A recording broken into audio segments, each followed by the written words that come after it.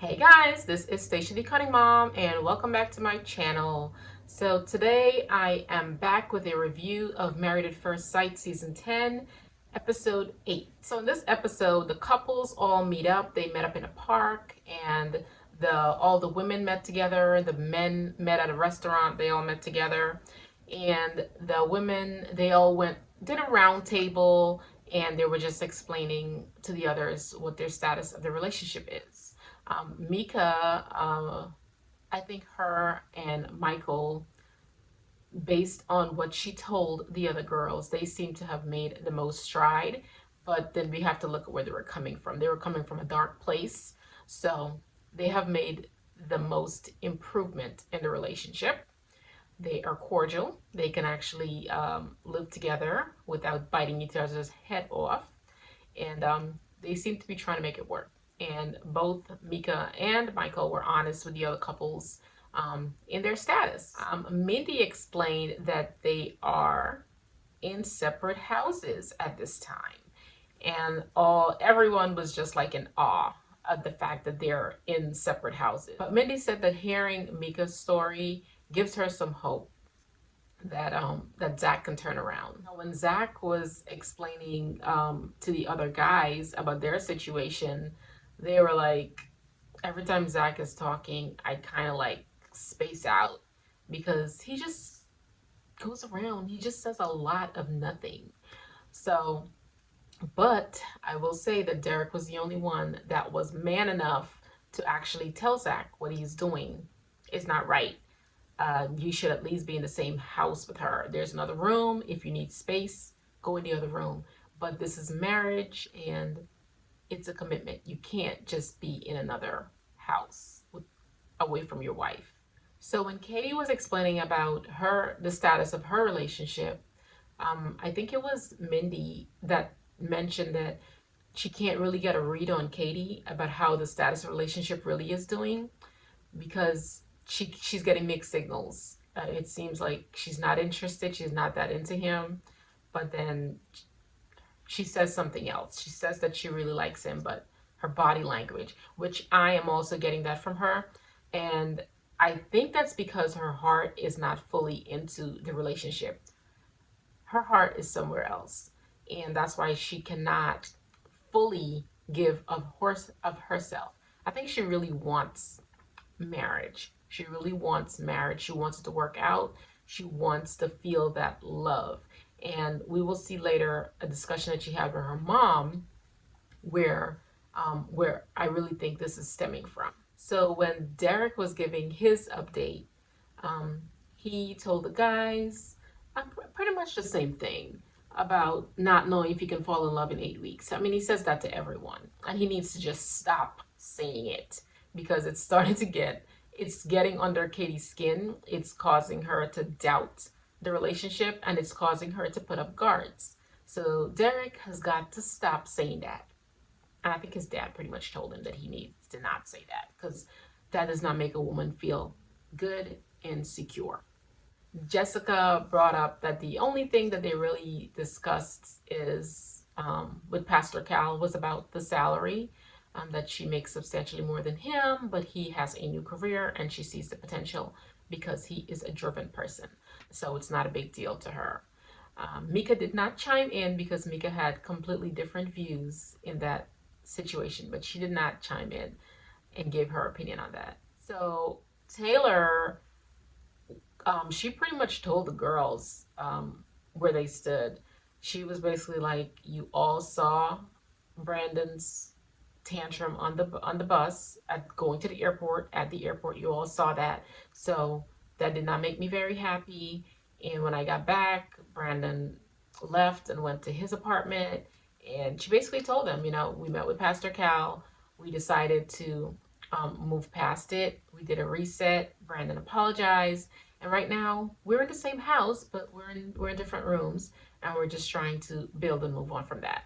And Brandon also told the guys, he apologized to them. He was like, I've apologized to you guys about this. I've already apologized. I'm going to apologize again. I'm very sorry. It's out of my character. And it was just some stuff that was going on that led up to that you guys may not know about. And I think it's kind of funny that when Katie met with her friends, she basically told them that she thought they were in the best, they were the couples that's in the best situation, which you guys are not. No, Katie. So this week, all the couples met up with their family and friends so they can get to know each other's side of the family, get to commingle with each other's friends to see how well they get along, because this will be their support system in their marriage, and this is a necessary part of courting. And they're married, but they're also courting. Okay, so diving into the couples. Today I'm going to start out with Brandon and Taylor. And I'm starting out with them because there is substantially more to discuss about them. So Taylor met up with her friends and she pretty much gave them a rundown of how the honeymoon went, about Brandon's temper tantrum, him having a complete meltdown on the way home and in front of all the other couples, and it was kind of embarrassing. So when Taylor and Brandon's family came over to the house, they were celebrating Taylor's aunt's birthday. I guess it was her aunt's birthday, and they figured, why not? Everybody come over and we'll just do one big celebration at the same time. So they were celebrating her aunt's birthday. Everybody came over and they asked, I think it was Taylor's side of the family, obviously, asked how the relationship was going. And Brandon was like, oh, everything is going good. Everything is great. Taylor is awesome. And we just had a little bit of a tiff, so I'm in the other room. And then I think it was, I don't know, one of her cousins or somebody. They were like, so we heard about the issue on the honeymoon and your behavior. And from that point on, it was like this question and that question. They were at him. And they kind of like all jumped on him with the questions. And he was trying to apologize. And I could see it was overwhelming him. I actually felt sorry for him. as much as much trouble as he has caused in this, I felt kind of bad for him because I don't know. I feel like maybe they should have done it in a one-on-one situation as opposed to everybody being there. But the fact that they did it when his family was there, it was more of an open discussion, and you were able to get a different perspective from his side of the family. And one of his aunts spoke up, and she was like, Brandon told me exactly what happened and how he behaved, and I told him that he was completely wrong. And she was like, this is out of character for him. We have never seen Brandon act like this before. So it was good that, I think in a sense, it was good that someone else was there to vouch for him. Um, I just don't understand. I guess he's never been in that situation before with the cameras and stuff, and maybe he has some type of social anxiety issue in terms of his private life being public. Again, he signed up for this, but if he's never been in that situation before, you really don't know how you would react in that situation. So it is possible that this is outside of Brandon's character, and his family was right, and maybe it's good that Taylor is giving him another chance. I didn't hear his mom. His mom was sitting right next to him. She didn't say anything. Now it could be editing, and maybe it's good that it's not mom said it because mamas and their little boys. It's good that someone else from the family actually spoke up for him. The good thing is, I guess Taylor was kind of feeling bad for him too, because Taylor kind of like stood up for him and like, yeah, he apologized, and we've decided to move forward, to have a fresh, clean slate, reset, and just move forward. After everyone left, it just seemed like Brandon turned into this yes man. Like everything Taylor said, he was like, yeah, yeah, I'm cool. Yeah, that's cool. And I guess the fact that he's trying to move on from what he did, he is on TV, he's embarrassed, he's already embarrassed. He doesn't like the public view, and now the public is going to have this impression of him. And she keeps talking about it and rubbing it in, and he feels like he's not able to go forward. Taylor, you need to stop talking about it, so that if you're resetting, like truly reset and just stop discussing it, because he's obviously not, it's not a proud moment for him. So let's move on to Katie and Derek. All right, so Katie met up with her mom, and I guess she was explaining to her mom. She keeps telling everybody about this. It obviously did hurt her, and it affected her um, in a big way, that she keeps telling everyone about Derek saying that he can't fall in love in 8 weeks. It's going to take him 6 months to a year. And her mom was basically like, her mom was trying to explain to her that he, maybe he's just being realistic with the time frame. And she got on the defensive side, and she pretty much called her mom out for some situation in her relationship. And that is showing her character. You're on TV, and just because your mom is telling you, giving you her honest opinion, you have to disclose some of her personal life. Like, that says a lot about you, Katie. A lot. Anyway, she's telling her mom about Derek's bathroom escapades. Every time he's going to the bathroom, he needs to tell her, and she thinks it's nasty and annoying. So her mom was like, "Did you tell him about it?" She was like, "Yes." I think it's kind of funny.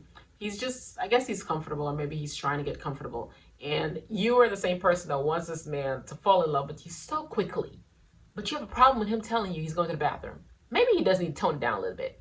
But if him getting comfortable is what it's gonna take for him to fall for you, then why try to stop it? I don't know, if my spouse kept telling me every time I need to go to the bathroom, I don't know, it probably would annoy me too. I haven't been there, but it just, I don't know, it doesn't seem like a big deal to me. It seems like Katie is just trying to find things to nitpick on, and that's one of them. So one of the things, I don't know if you guys noticed this, but one of the things that her mom mentioned when she was speaking to her is that she keeps trying to look for better. She always thinks that there's something better out there. It's like she has a track record of this in relationships, which is why they may fail. Or maybe she wants to rush her partners to fall in love because she wants to be married so badly. And it's like, if they don't fall in love with her or propose to her within a certain time frame, then she bails on the relationship. So it seems like she likes to rush relationships, and Derek takes his precious time. So this is not a very good combination. It's not a good combination. So we will just have to see how that works out. But I think it's very clear from her discussion with her mom that she has a track record of this. And on her past relationship, the one that just ended, I think they were together for months. I don't even think it was like a full year relationship. And she ended it because he wasn't progressing, or he wasn't moving in the direction. I think he just wasn't moving fast enough for her. Like, she's ready to get married, and he was just probably like, she's not there. Katie is young, and I think she's very immature. She has diabetes, and I think because of that, she's allowing that to control and dictate her decisions, because she needs to have a child.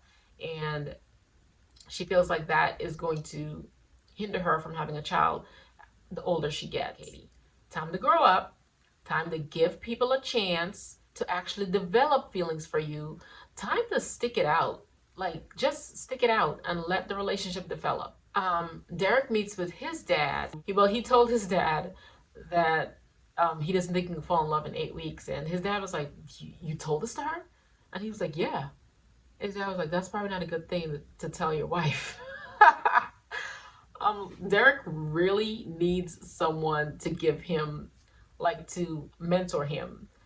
Give him drop some knowledge on him.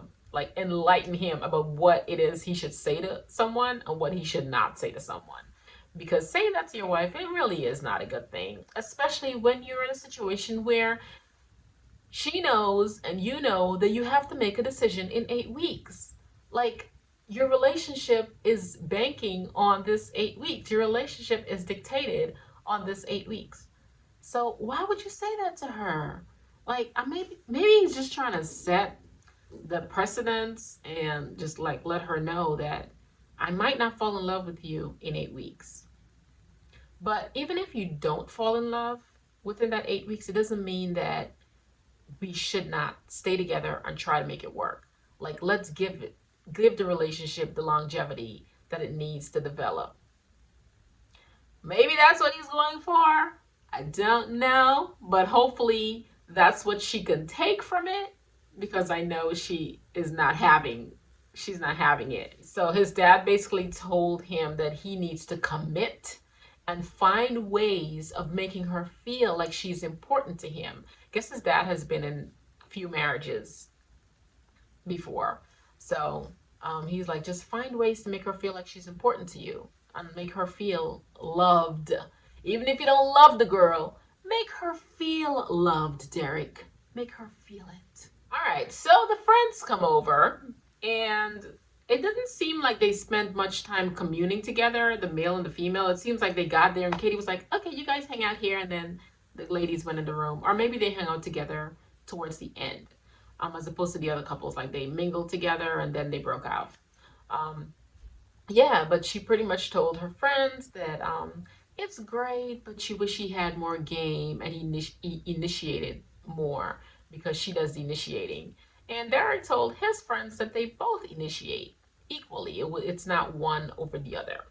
So we're getting conflicting information there, but I don't really care about that. It doesn't really matter who's initiating, as long as it's getting done, right?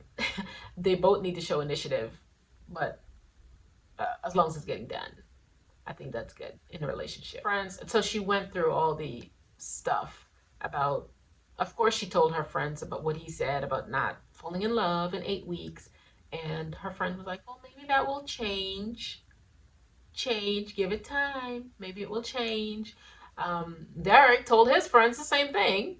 And one of his friends told him that what he needs to do is just build memories, like spend time together and build memories together, and you will build that love. It's not something that can be fabricated. It's not like, here, you're in love. You build on it, right? It's emotion. You build on it. Now let's talk about Zach and Mindy. Okay, so they met up and it was uncomfortable to watch. They were just sitting there. They just seemed like this thing is just so forced for them. It does not come very natural. Their interaction does not come very natural. And Mindy did let Zach know how she felt about the situation of him choosing not to live together with her. He pretty much just, ambushed her with that in front of Pastor Cal, because I guess she didn't see it coming. And he was just like, yeah, I just needed some space and whatever. Yeah, she said that she's trying to be optimistic. She's doing her part with commitment, and he's not doing the same. Like, he's not living up to what he signed up for. You signed up for commitment and you're not committing. He said the best he can do is value their friendship. Value their friendship. Value their friendship. Mindy was like, friendship? This is not a friendship. This is a marriage. Yeah, Zach, it's a marriage. You signed up to be married. You didn't sign up for a friend. You didn't sign up for a friend. You got plenty of those. So Mindy was like, so where are we now? How do we move forward? He was like, oh, we can just hang out. Let's just hang out, spend time together, get to know each other, and build. And he decided to put the ring on. So he showed her, he put the ring back on. I think he just put the ring back on because he knew they were going to meet their friends. And he wanted to save face. Like, he didn't want that to be a topic of discussion, him not wearing the ring. He already have a discussion. They're already going to jump on him for not living in the house with her. So he didn't want the ring to be a discussion. So personally, I think that's why he decided to put the ring back on. Anyway, they met up with their friends, and when Mindy's friends brought up him not like living in the house and all that, Zach's friends was just kind of laughing. They were probably like, this is a joke, right? They're probably like, this is a joke. One of Mindy's friends, though, she was asking all the tough questions. She was asking the questions, and I kind of like her because she's like, I don't trust him, and I'm with you, honey, because I don't trust him either. So she pretty much told Mindy, like, don't trust him. Like, don't put your whole heart into this because you will get hurt. She's already hurt. She's already hurt. She's on public TV, signed up to be married. Her family does not agree with her going forward with this because he's a douche. So I'm with her. Don't trust him. Move on. So let's talk about Mika and Michael. So they're in a better place now. Their communication is on par. I have to give it to them. When something bothers them, i.e., Mika, they do discuss it. So I'll give them that. They discussed the ring, about him not wanting to wear the ring, and Mika was like, if you're committed to this relationship 24/7, then you need to be wearing this ring 24/7. And you taking it off is telling me that you're not committed. So Michael was like, yeah, I agree. And they decided to put their rings back on. Yay! So they put the rings on, and they had some like shopping for spices and whatnot. So they're doing little things together, trying to bond together. The families came over, and I have to say, their families, and friends, I think they are the best blended. They had a lot of fun. It was very interactive. They had games to get to know each other. So I really liked their interaction. And they seemed to get along very well. So of all the couples, I think their families blended very well. And with the two of them, they're going to need a good support system. So they're going to need their families and friends on their side to help them get through some rocky moments, rocky patches. Michael met with Mika's mom, and he was asking like advice on, on the relationship, and give him some advice pretty much. And the mom was like, just pick your battles. Like, everything does not warrant an argument, a fight over.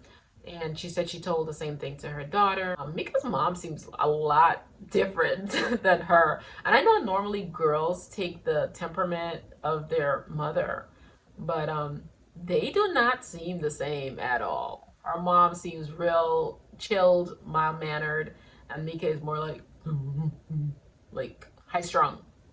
So they seem different. So I don't know. She needs to give her daughter some more advice and how to tone it down a little bit. Yeah, she can tone it down a little bit. And yeah, everything does not warrant a fight. And in relationships, even in your relationship with your spouse, in relationship with your children, you gotta pick your battles. You can't fight over everything. You cannot let everything bother you. The little things like the little spices and putting this on the stove and all that, like, don't let that consume you. You'll go crazy. So she gave him some good advice. And finally, we discussed Austin and Jessica. Now, there's not much to say about them. I think everything is just pretty much going smooth for them, so there isn't a whole lot. Their friends came over, and their friends like hung out, and they're just really good. They hung out. Their friends got along very well. There isn't much to say with Austin and Jessica, except go Austin and Jessica. They've been doing well. They've been communicating well. They have been balancing their house well in terms of shared duties. Austin is now cleaning. He's making the bed, and he's vacuuming, and he's cooking. So he's doing his part. And yeah, he's showing her that he can change, because he was a little messy boy. He's a little messy man. And his friends was like, this is a totally different Austin. He was like, this is the honeymoon phase. I do think there is hope for him, because by changing his habits, he can pretty much change his lifestyle. If you develop a habit of you get up out of the bed and you make that bed, it will be ingrained in you, and eventually it will become second nature. So to me, those things are like trivial. They are just trivial. It's not that important. When you are living with a neat freak, it might drive them nuts, but in terms of a relationship, like, that is not something that should break a relationship. Let's put it that way. Him making the bed is not a deal breaker. And I don't think Jessica is that type of person. I don't think she would just break up with someone because they're not as neat as she is. It might drive you nuts, and eventually he will change if he wants to have a happy house. Yeah, so there isn't much to say about them. They are all good. They're all good. All right, so that's it. That's all 5 couples. The previews looks like it's gonna be juicy. It looks like there's gonna be some stuff coming up between Mika and Michael. There's gonna be some heavy stuff coming up for them, and also Brandon and Taylor. I can already see down the road. Um, yeah, those previews were kind of fire. So we'll just have to wait and see what happens. All right, guys. So now I want to know what your opinion is. So please leave me some comments down below. If you enjoyed this recap review, please give me that thumbs up. And hopefully I will see you guys next week with another review. All right, so thanks for watching, and I'll see you next time. Bye-bye.